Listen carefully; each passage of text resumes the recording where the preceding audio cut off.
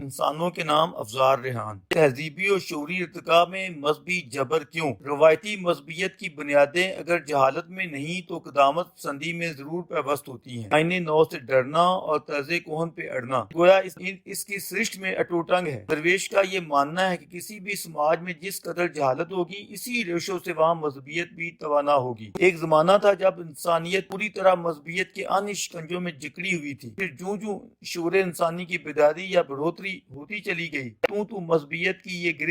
گرفت بھی ڈھیلی پڑتی چلی گئی۔ باریک بینی سے پرکھا جائے تو قدیم زمانوں سے مذہبیت کی بھی درجہ بندی رہی ہے۔ جو جتنا زیادہ قدیم تھا اس میں اتنی زیادہ شدت تھی۔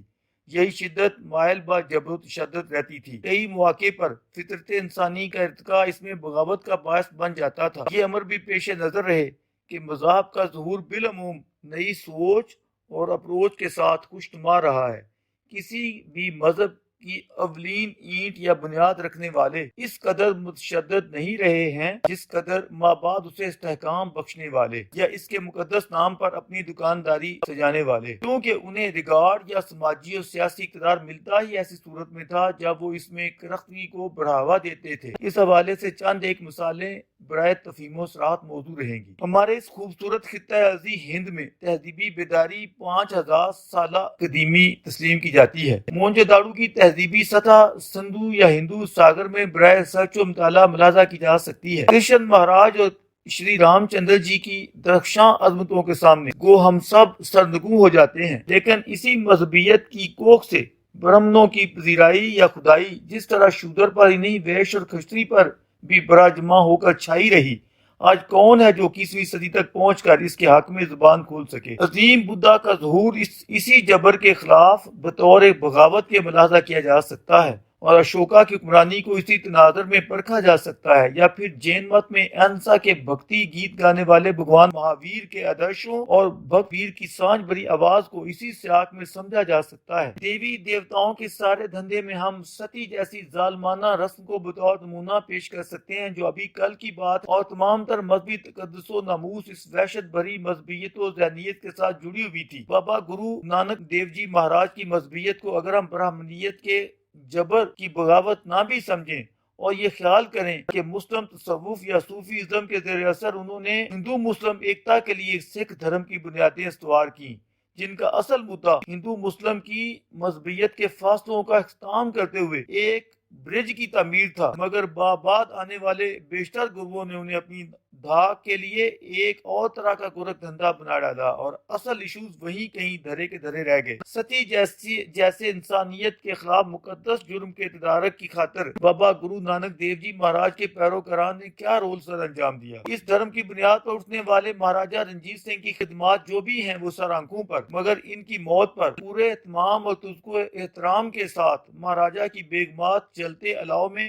زندہ جل مری، لیکن عقیدت مندان کو ذرا تکلیف نہ ہوئی، بلکہ وہ اسے تقدس بخشتے رہے، جسے ختم کرنے کا کریڈٹ انگریز کی سیکولر بے دین بدیشی ولایتی سرکار کو جاتا ہے۔ عصر حاضر میں یہود خود کو کتنا ہی مظلوم کیوں نہ قرار دیں، بلا شبہ ہٹلر جیسے ڈکٹیٹروں اور فرعونوں نے یہود پر مظالم کے جو انسانیت سوز پہاڑ توڑے، کوئی بھی ذی شعور انسان اس ستم کے خلاف ان سے ہمدردی کے بغیر نہیں رہ سکتا، لیکن اپنی طاقت کے ادوار میں یہ یہود ہی کے علماء تھے جنہوں نے اپنے عقائد منوانے کے لیے کون سا ظلم ہے جو اپنوں اور غیروں پر روا نہیں رکھا۔ تدبر سے ملاحظہ کیا جائے تو مسیح کی بغاوت حقیقی معنوں میں اسی مذہبی جبر کے خلاف تھی جو اپنے عقائد کی معمولی خلاف ورزی پر سخت تادیبی کارروائیاں کرتے تھے، لیکن اسی مقدس مسیح کے پیروکاران نے بعد میں اپنے ادوار عروج میں اپنے تئیں بد عقیدہ و گمراہ لوگوں پر اسی ڈھب کے کون سے مظالم ہیں جو روا نہیں رکھے۔ چرچ تخت و تاج کی ستم گری میں پوری طرح شامل حال رہا۔ میسوپوٹیمیا کی قدیمی تہذیبی مذہبیت میں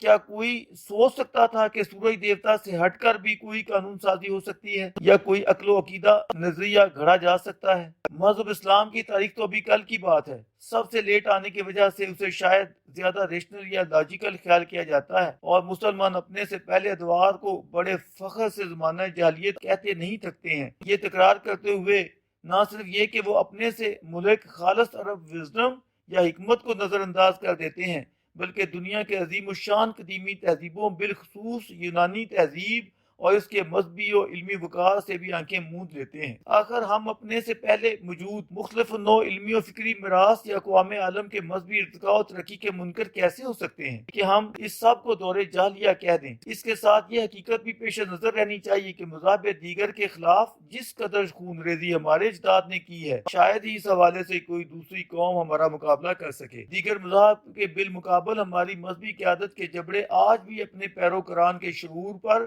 بڑی حد تک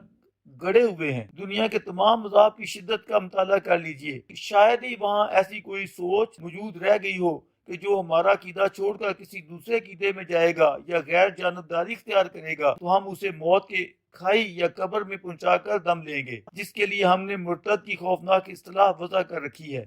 اپنے مذہب کے بانیان یا مقدس ہستیوں سے عقیدت و محبت کس مذہب کے پیروکاران میں نہیں ہوتی ہے، لیکن یہ شرف شاید ہم ہی کو حاصل ہے کہ اس کی معمولی خلاف ورزی پر ہم نے کس نوع کے نعرے نہیں تراش رکھے ہیں، جن پر بالفعل عمل درآمد کرنا 21ویں صدی میں بھی ہمارا ایمانی تقاضا ہے۔ پوچھا جائے تو بیان کیا جاتا ہے کہ اس نوع کا حکم ہمیں براہ راست ملا تھا۔ یہ استدلال کرتے ہوئے ذرا نہیں سوچتے کہ وہ عصر حاضر کی شعوری انسانیت کے سامنے اپنے بڑوں کی کیسی شبیہ پیش فرما رہے ہوتے ہیں۔ حالانکہ انہی حوالہ جات میں اس کے برعکس حکامات بھی مل جاتے ہیں، مگر مجال ہے جو انہیں قابل التفاظ سمجھیں۔ اس سے آگے لکھتے ہوئے درویش کے پر چلتے ہیں۔